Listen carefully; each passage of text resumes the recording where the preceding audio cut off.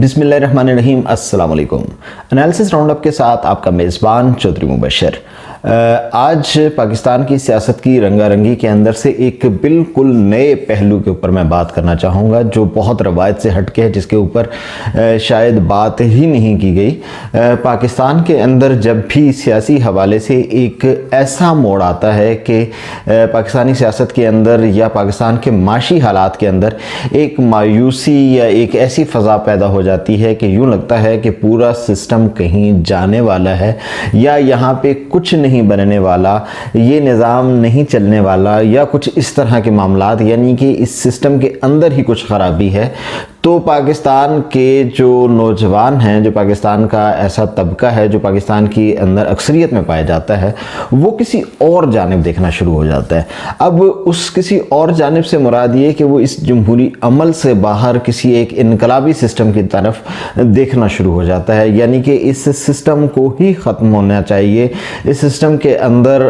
اس کے لیے کچھ نہیں رکھا، اس کے لیے کوئی اچھی کوئی روشن مستقبل نہیں ہے اور کچھ نہیں ہے۔ اور جب یہ حالات پیدا ہوتے ہیں تو اس نوجوان طبقے کے لیے ایسی ٹیمپٹیشن دینے والے ادارے یا تنظیمیں بھی کام کرنا شروع ہو جاتی ہیں جو عمومی طور پہ پہلے پس منظر میں رہتی ہیں۔ اور آج میں اسپیسیفکلی ایک تنظیم کے بارے میں بات کرنا چاہوں گا جس کا نام ہے حزب التحریر۔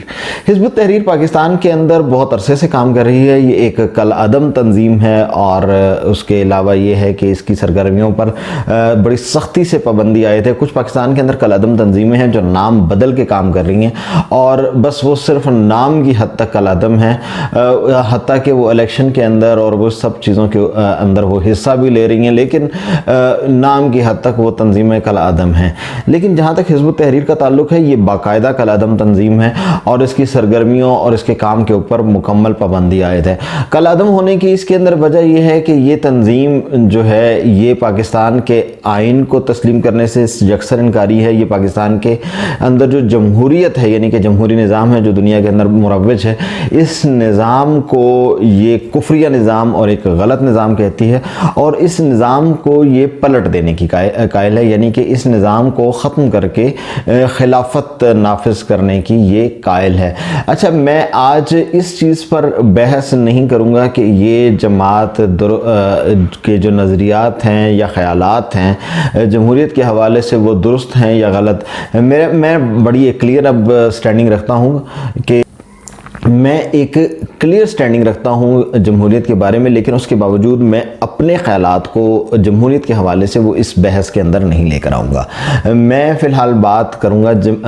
حزب التحریر کی میتھڈالوجی کے حوالے سے، اس کی حکمت عملی کے بارے میں۔ وہ چاہتی ہے کہ وہ ایک خاص طریقے سے پاکستان کے اندر یا دنیا بھر کے اندر ایک عالمی خلافت، پین اسلامزم بھی اس کو مغرب کہتا ہے، کہ اس کا ایک نفاذ کر دیا جائے۔ یہ طریقہ کتنا درست ہے، کتنا قابل عمل ہے، کس حد تک ممکن ہے، اس کے اوپر میں بات کرنے والا ہوں۔ سب سے پہلے میں حزب التحریر کے اوپر آتا ہوں۔ میں حزب التحریر کے تمام تر نظریات اور خیالات سے اختلاف کرنے کے باوجود یہ میں بات ماننے اور تسلیم کرنے کے لیے تیار ہوں کہ میں نے آج تک حزب التحریر کے جتنے لوگوں سے ملاقات کی،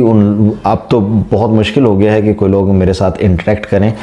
شاید اس کی وجہ یہ ہے کہ ریاستی طور پہ بہت زیادہ سختی ہو گئی ہے، بہت زیادہ جبر ہو گیا، لیکن کسی زمانے میں یہ یونیورسٹیز، کالجز، جب بالخصوص ہم یونیورسٹی میں پڑھا کرتے تھے تو اس وقت حزب التحریر کے لوگ ہمیں عموماً ملا کرتے تھے۔ مساجد کے باہر وہ ایک leaflet, black and white leaflet ہوتا تھا، پرنٹ آؤٹ بڑا سادہ سا، اس کے اوپر وہ اپنا مطالبات پیش کیا کرتے تھے۔ اچھا، باقی تمام جو مذہبی تنظیمیں ہیں ان کے برعکس اگر میں حزب التحریر کے نوجوانوں کی بات کروں تو وہ بہت زیادہ پڑھے لکھے ڈاکٹرز، انجینئر، وکلاء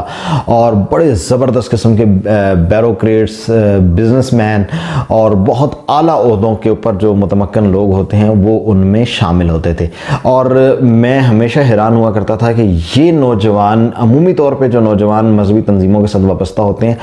وہ ہم ان کو ذرا آپ یوں سمجھ لیں کہ تھوڑا سا ہم ان کو جذباتی قسم کا، کم پڑھے لکھے، مدرسہ اپ ٹو ڈیٹ قسم کے لوگ نہیں مانتے۔ ان لڑکوں کے اندر بالکل ان سے زیادہ فرق تھا اور یہ یونیورسٹی کے ٹاپ جو گریجویٹ لڑکے ہوتے ہیں ان میں شامل ہوتے تھے۔ ان کے خیالات اور نظریات اپنے سسٹم کے حوالے سے بالکل واضح گنجلک نہیں ہوتے، بالکل واضح ہوتے ہیں، اور اس کے ساتھ ہی ساتھ یہ کہ یہ لوگ اپنے نظریات کو ریلیٹ کرتے ہیں ایک آلٹرنیٹ سسٹم کے حوالے سے۔ لیکن میں آج اس کے اوپر بھی بات نہیں کرنے والا، میں صرف بات یہ کرنے والا ہوں کہ حزب التحریر کا جو طریقہ کار ہے، جو طریقہ واردات ہے، واردات کہنا شاید مناسب نہ لگے، تو جو طریقہ کار ہے، جو منہج یہ کہتے ہیں کہ تبدیلی لانے کے لیے، وہ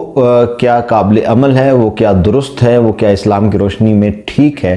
وہ ان کا طریقہ کار یہ ہے، آپ لوگ بہت حیران ہوں گے کیونکہ ایک کالعدم جماعت بھی ہے اور اس کا نام حزب التحریر کی وجہ سے لوگ سمجھتے ہیں یہ کوئی ملیٹنٹ یا جہادی تنظیم ہے۔ آپ حیران ہوں گے کہ یہ اسلامی ریاست کے اندر حزب التحریر نامی جماعت کسی بھی جہاد کی قائل نہیں ہے، یعنی کہ نہ تو یہ جہادی عمل کے تھرو، یعنی کہ آپ اسلحہ اٹھا لیں اور حکومت کو ٹاپل کر دیں، عام عوام جو ہیں ان کی تعداد اتنی بڑھ جائے وہ اسلحہ اٹھا لیں اور حکومت کو ٹاپل کر دیں، یہ اس چیز کو تسلیم نہیں کرتے، یعنی کہ طالبان یا اس طرح کے القاعدہ طالبان کے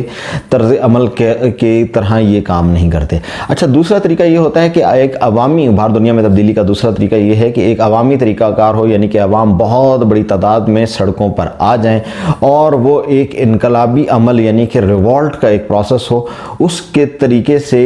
حکومت کا تختہ الٹ دیا جائے اور حکومت پر قابض ہو جائے یہ اس طریقے پر بھی عمل کرنے کے قائل نہیں ہیں، بلکہ ان کا ایک عجیب و غریب سا منہج ہے۔ وہ منہج یہ ہے کہ سب سے پہلے اہل قوت، یعنی کہ پاکستان کے اندر اہل قوت یہ کہتے ہیں کہ پاک فوج ہے، اور بالکل درست ہے،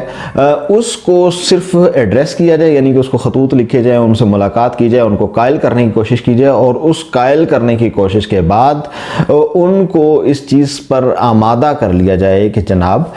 پاکستان کے اندر ایک ایسے نظام کی ہمیں ضرورت ہے جس کا نظام کا نام ہے خلافت، یا اسلامی نظام جو ہے اس کا نام یہ خلافت کہتے ہیں یا سلطنت کہتے ہیں، اس نظام کی جانب آپ پاکستان کے اندر آئیں۔ اچھا، وہ اگر اس چیز کے لیے قائل ہو جائیں تو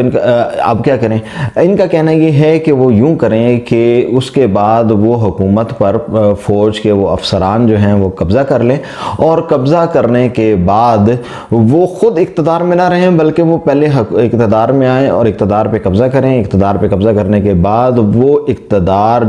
جس کے اوپر قبضہ انہوں نے کیا ہے، اس کے لیے اس کی جتنی بھی قیمت انہوں نے ادا کی ہے، اس قبضے کو ان کو دے دیا جائے، یعنی کہ حزب التحریر کو دے دیا جائے کہ جناب آئیے اور ہم نے آپ کے لیے کام کر لیا، اب آپ اقتدار سنبھال لیجئے۔ پہلی چیز یہ ہے کہ یہ چیز کس حد تک پریکٹیکل ہے؟ سمپل بات ہے کہ تقریباً قریب یہ ناممکن ہے۔ ناممکن اس طرح ہے کہ ایک فوج کا ایک افسر جو ہے وہ اگر اتنا بڑا کوئی قدم اٹھاتا ہے جو کو کر دیتا ہے، تو اس کے لیے ظاہری بات ہے کہ اس کو بہت سارے افسران کی مدد درکار ہوگی۔ اب یہ اس طرح ممکن ہی نہیں ہے کہ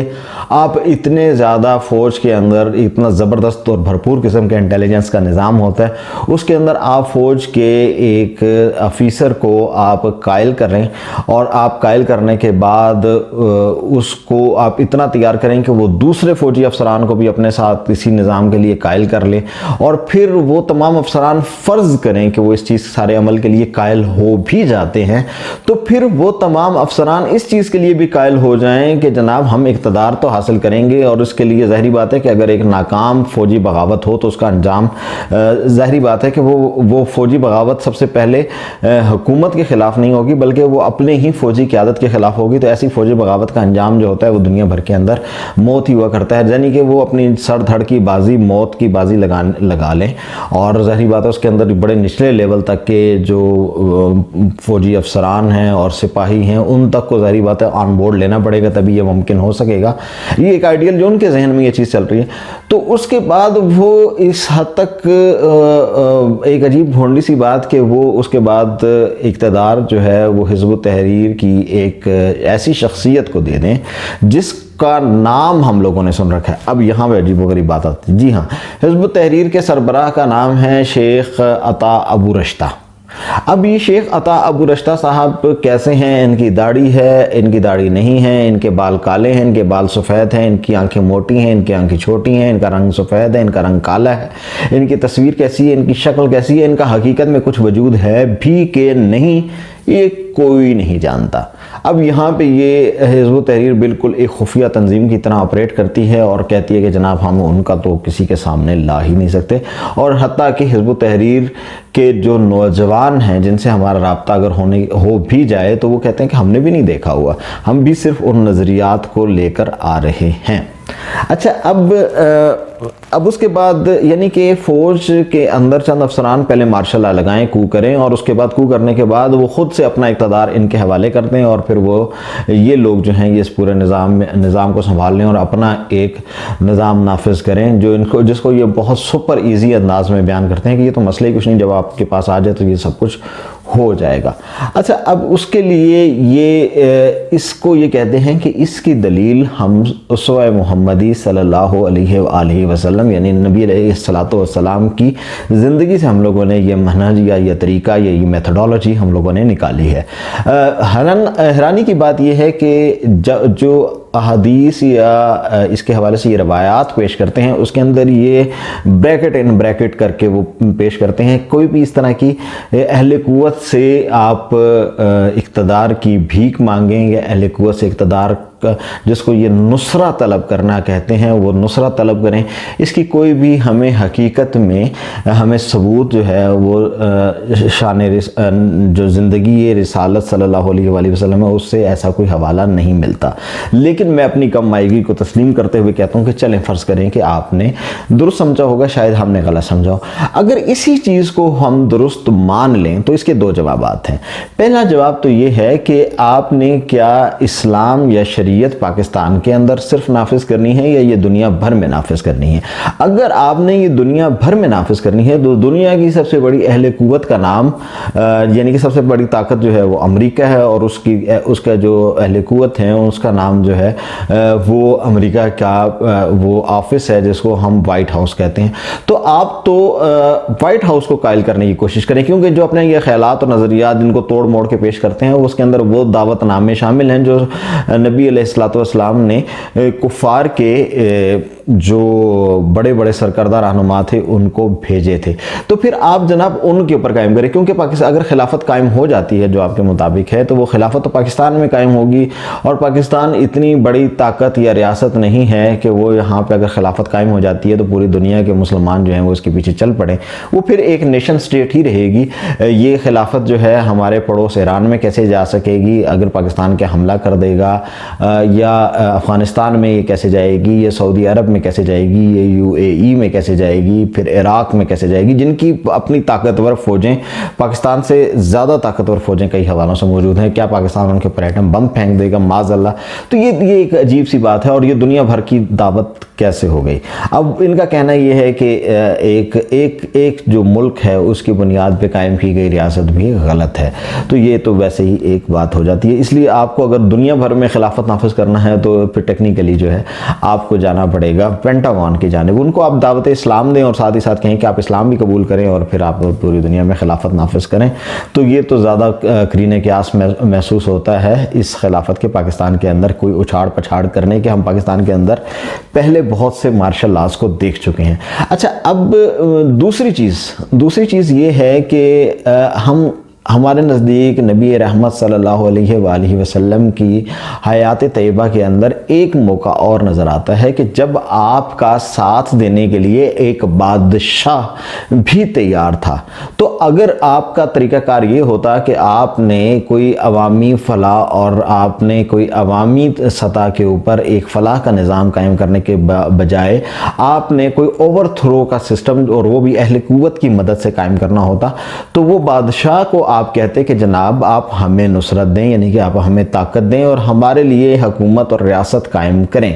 تو آپ لیکن ہمیں کہیں پہ بھی سیرت نبی صلی اللہ علیہ وآلہ وسلم کی تمام تر کتب کو پڑھنے کے باوجود ہمیں کوئی ایسا حوالہ نہیں ملتا۔ اور جی ہاں، اس بادشاہ کا نام ہے نجاشی، جو حبشہ کا حکمران تھا، ایتھوپیا کا حکمران تھا، جس کے پاس جو تھے وہ صحابہ ہجرت کر کے گئے تھے، اور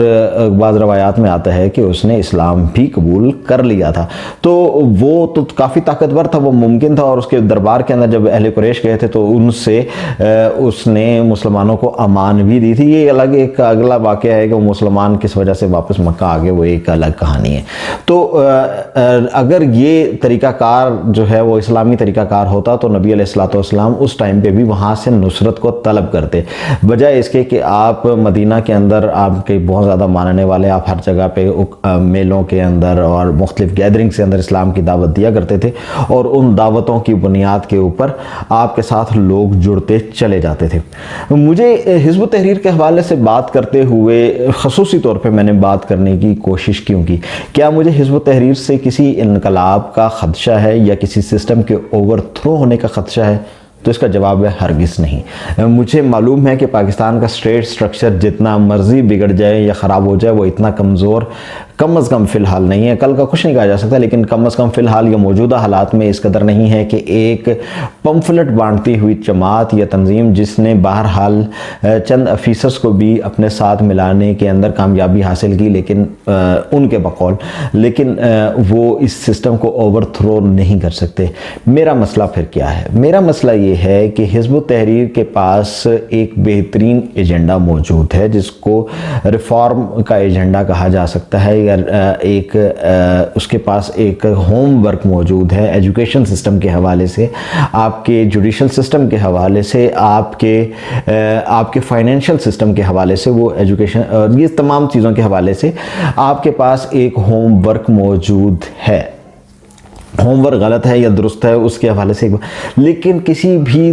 مذہبی جماعت کے برعکس حزب التحریر وہ واحد جماعت ہے جس نے ان تمام حوالوں سے اپنا ہوم ورک کر رکھا ہے. اس کے پاس وہ نوجوان موجود ہیں جو بہت زیادہ پڑھے لکھے ہیں، جو دنیا کے اندر موو آن کر سکتے ہیں. اب حزب التحریر